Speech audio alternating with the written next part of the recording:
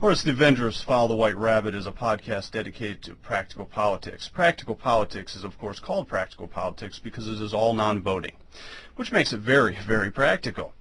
Conventional politics is always rule-based politics. Every 2 years, every 4 years. It's basically what you do at the voting booth.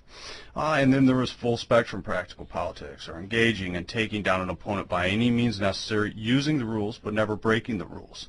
But to do anything, we have to start with practical politics. And in this case, it's the art of staying on message. It's having a consistent message. And our consistent message is a mantra, or White Rabbit Genocide, you see on this front page. And we will also, in this podcast, engage in the geopolitical. We will talk about geopolitical events. We will talk about things from a unique White Rabbit perspective. We will also go into White Rabbit psychology and ecology and talk about everything you'd want to know about the indigenous White Rabbits of Europe. And this is, again, the Horus the Avenger's Follow the White Rabbit. Over the course of making 61, the events in Egypt were very fast-moving, and the beginning of 62, I'm going to give you an update. Zawi Hawass is now claimed to be in trouble. Is Indiana Jones the next victim of Egypt's revolution? Apparently, Zawi Hawass, after a brief, I'll read this piece to you. It's going to be up on my Twitter. It's interesting reading. After a brief spate of looting 2 weeks ago, he said nothing of great value was taken. On Sunday, he admitted that the thieves had made up with 18 priceless artifacts, including 2 gold-encrusted wooden statues of King Tut, so on and so forth. He basically covered up how big the theft was. An acquaintance of his who visited him today at his office while protesters outside bayed for his downfall described the usually supremely confident archaeologist as shattered by recent events, and said most of his books and personal papers have already been moved out of the office. In the waning days of the Mubarak regime, he threw his weight behind the established order and also appeared to have hid the extent of the damage done at the famed Egyptian Museum, one of the great repositories of human heritage. Apparently, this goes back to what I said in 60. You know, you have 3 divisions here we're watching. Pink rabbits, of course, are by and large, most of them hold to the Jewish tribe for some reason or another. And some of them, of course, are just political traitors to us. Rabbits that look like us have no loyalty to us. But globally speaking, pink rabbits usually fall in the largest category I know of, and is Jew rabbits. Then you have the other variety. You have pink rabbit banksters, and pink rabbit banksters, Rockefeller and Rothschilds, mostly hold to the Jewish flavor too. Not all. There's some there that are most distinctly, or it depends on how you define Jewish, doesn't it?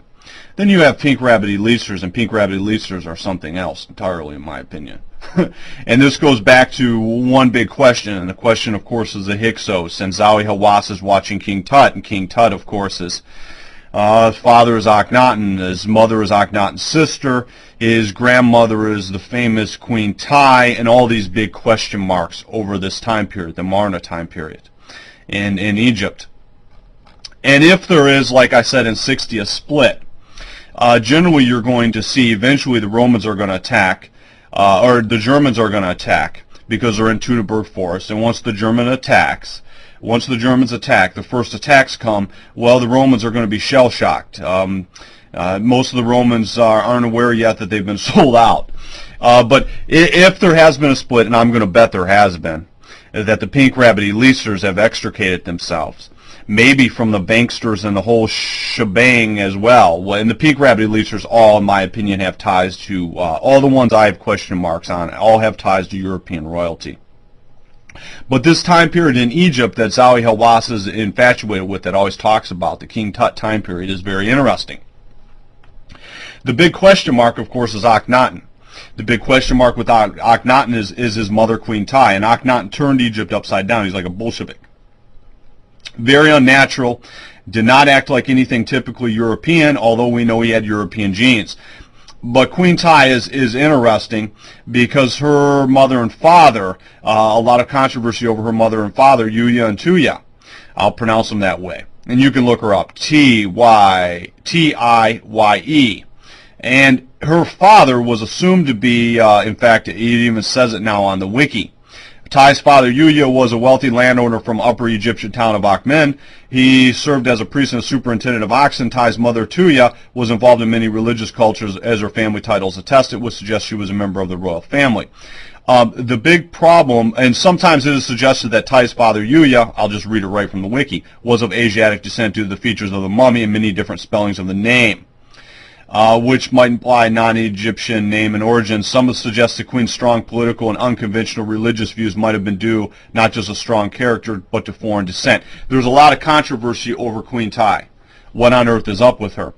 I didn't really at first believe a lot of the controversy myself because Yuya, the female, her mother, I'm sorry, Tuya. I keep on getting mixed up. They sound alike, don't they? Yuya and Tuya. Ty's mother, Tuya, T-H-U-Y-A. Ty's mother, the mummy actually has like blonde hair, so I didn't think anything was up with it. But there's something going on with this, and we've discussed this before. There's something there that we're missing.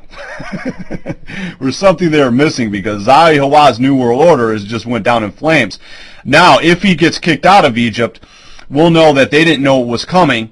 They didn't realize that the Romans didn't realize their generals had sold them out, and they got offered a deal by Arminius, and they ducked out of Dodge before all hell breaks loose, and that they were left holding the bags, and they were some of the first casualties. But this New World Order, having to do with King Tut, having to do with the Hyksos, has everything on the group that walks around with the Old Testament, the Torah, talking about Egypt, talking about they were kicked out of Egypt. This goes back to the Hyksos. We've talked about this before. But there's been a split now. There's been a split, and it's obvious to me. It might not be obvious to the rest of my listeners, the rest of the world, but it was obvious to me at 60. It's obvious to me now that there's a split. And when there's a split, there's casualties. So if Zawi Hawass stays on, he's on the good side of the casualties. If Zawi Hawass gets kicked out of there, because a lot of Egyptians apparently hate him, he's got right now at this minute he's got archaeologist students, hundreds of them, camped out outside of his office, calling for him to get the hell out of there. You're going to have casualties here, and these guys are apparently devastating. Hosni Mubarak didn't know it was coming. He was devastated. The House of Saud is apparently devastated. Now, of course, what is the connection between all these groups? Because I don't believe you can hold together something as diverse as Rockefeller, Rothschild, Zawi Hawass, the House of Saud, and all these games going on in the Middle East. What is the connection? The connection is something to do with the Hyksos. The connection is probably something to do with something by the name of Neanderthal rabbits. And we've discussed this before. There's something here we miss that they can test for. And of course, when you get into the little Jew rabbits, they believe that there's something in the female line that can be tested for time and time again. If you have a DNA test and they say, oh, you're a Jew, well, how do they know that? And we've talked about this before, but what you're seeing is a mystery start to unravel. But when the Hyksos came to power, they came to power. The reason they were let into Egypt is because there was a corruption in the priest class, and it was a lot broader. And these corrupt priests went to them and let them in the back door and then turned the place upside down. These priests basically threw out all the Egyptian gods, period. It's like they were lying in wait, like little Decepticons, Egyptian priests. And these priests, I'm guessing, all had blonde hair and stuff like that. Yep. That's my opinion. My opinion is they look just like us. And this priest class, in my opinion, also went on to run, to some extent, what we think of as Talmudism. I mean, I'm speculating wildly, but I'm going to. They went on to run what we think of as Talmudism. Talmudism in the Roman Empire was not what we think. Was a dominant Babylonian mystery religion, then became a minority religion, what we think of as Judaism. But the Jews, what we think of as a Jew nowadays wasn't a Jew then. The Jews then were the ones running Talmudism. If you go talk to old Bob Whitaker, and they were running Talmudism. They were the Pharisaic group running Talmudism. In my opinion, this is their connection. And this is a long arrangement they've had with this group, and now you're seeing it split off. You're seeing the deals were struck, and most likely they were struck a handful of years ago, or especially by 2008. And we're seeing this come to fruition as we come into the end game on who's been sold out and why. But the biggest group to sold out would be the pink rabbit, and that would be the Jew rabbits. And this would have everything to do with King Tut and all the mysteries that we've talked about. And it has everything to do with genetics. But artifacts in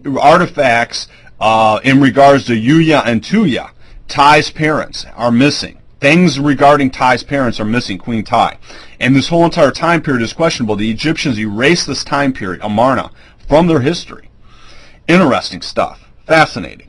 And of course, we have Berlusconi to stand trial for sex case. What do I think? Do I think that'll go through? Really depends on when they really start speeding things up. Because once they get the war on, the whole planet's going to shut down, in my opinion. Yeah, things aren't going to be the same after that. Now, what happens between here and there, I don't know. It's going to get even more interesting, and things are fast-moving. But what you're starting to see is the lines between the pink rabbits are drawn. There's a split there, and that split is becoming more and more obvious to me. Exactly what it means and how it all works out, well, we'll just have to wait and see. But the alternative news and researchers have always said, to their benefit, that we don't know why you white nationalists get so caught up in the Jews. There's another group behind them that are just using them to front run, and they're not going to have a new world order. And they appear to be right on that, because you don't have a new world order. In my opinion, the Pink Rabbits period won't have a new world order, but this new world order based on King Tut has just taken a big turn. You know, Zawi Hawass walks around and calls himself a pharaoh. You have to call him a pharaoh to be hired there, or something like that. And they may all descend from this period, this Amarna period. This is all having to do with the Hyksos, all having to do with the Shepherd Kings, and all having to do with who's a Jew. Who's a Jew in modern sense. And the big question I have are the priest class. The priest class, and the Pink Rabbit Elisters, and European royalty. And we'll see, and we'll keep this conversation alive, and we got the split in place between the Pink Rabbit Banksters, the Pink Rabbit Elisters, and the Pink Rabbits, so we can talk about it formally without becoming too confused. and every time, when you take it apart, you can actually pinpoint different areas. And of course, I think this priest class comes out of Babylon to some extent, this corrupt priest class. But we will see. We will soon see. And Akhenaten, again, all the question marks, but they had artifacts, several different artifacts stolen from this group, so it should be interesting to see what the whole deal is. We're going to find out, because someone already knows. Someone on Team White Rabbit already knows. But Zawi Hawass may get booted. If he gets booted, well, then we have an answer to our question.